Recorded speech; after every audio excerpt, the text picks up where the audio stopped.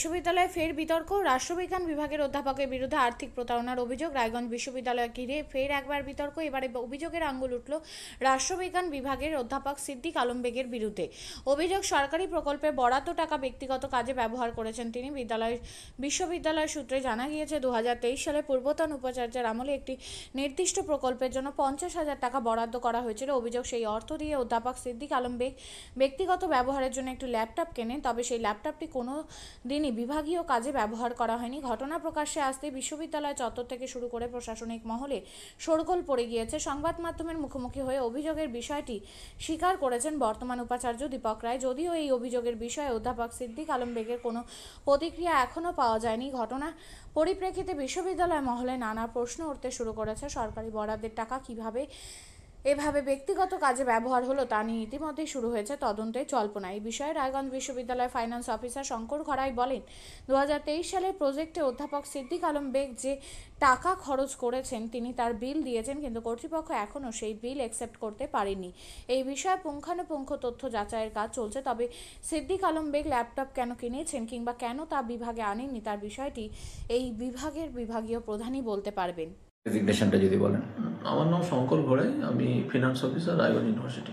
বলছি স্যার, যেটা একটা বড় সমস্যার সম্মুখীন হতে হচ্ছে রায়গঞ্জ ইউনিভার্সিটিকে, যে 2023-এ যখন সঞ্চারী মুখার্জি এখানকার চার্জে ছিলেন ভিসির, সেই সময় প্রত্যেকটা প্রজেক্টের একটা টাকা অ্যালটমেন্ট করেছিলেন উনি, যে ইয়ং যারা লেকচারার আছেন বা থিসিস লিখছেন তাদের এনকারেজ করার জন্য 50,000 টাকা করে অ্যালটমেন্ট করেছিলেন।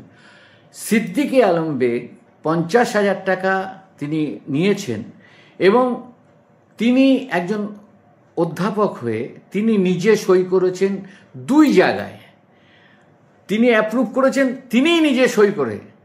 আবার দেখা যাচ্ছে যে এই 50,000 টাকায় তিনি ল্যাপটপ কিনেছেন। 23 সাল থেকে 25 সাল এখনও সেই ল্যাপটপ রায়গঞ্জ ইউনিভার্সিটিতে তিনি জমা দেননি। কারণটা কি? হ্যাঁ, ম্যাডাম যখন ভিসি ছিলেন একটা স্কিম উনি দিয়েছিলেন যে ইয়ং ফ্যাকাল্টি যারা আছেন তাদেরকে 50,000 করে দেওয়া হবে ফর রিসার্চ অ্যান্ড ডেভেলপমেন্ট।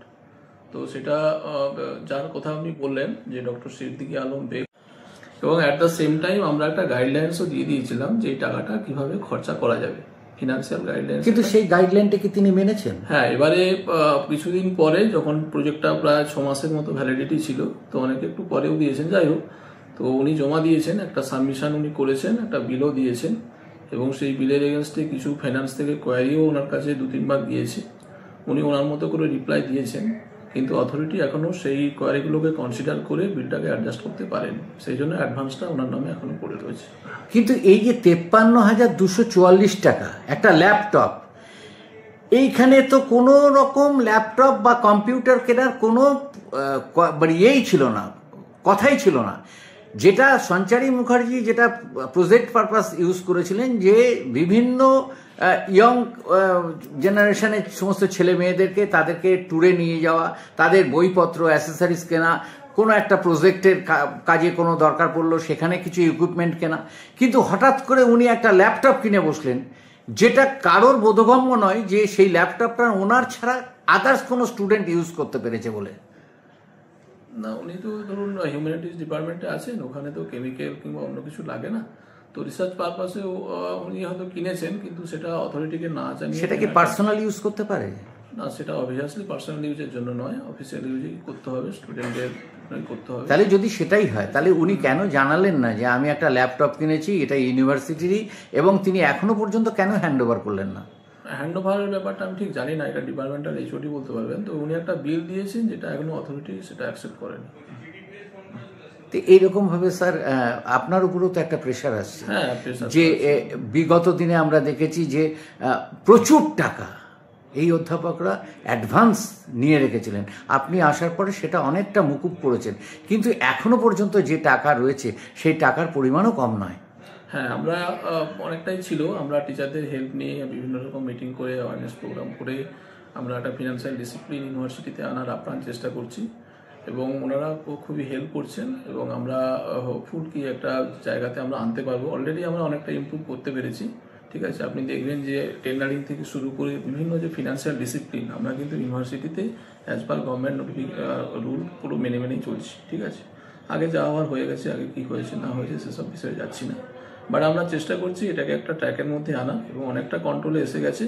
আমরা হোপফুল কি সব এইচওডি, সব টিচার, অফিসারদের নিয়ে আমরা রোল ভাইস চ্যান্সেলরের গাইডেন্স অনুযায়ী আমরা এটাকে ঠিক করতে পারবো। ঠিক আছে, থ্যাংক ইউ।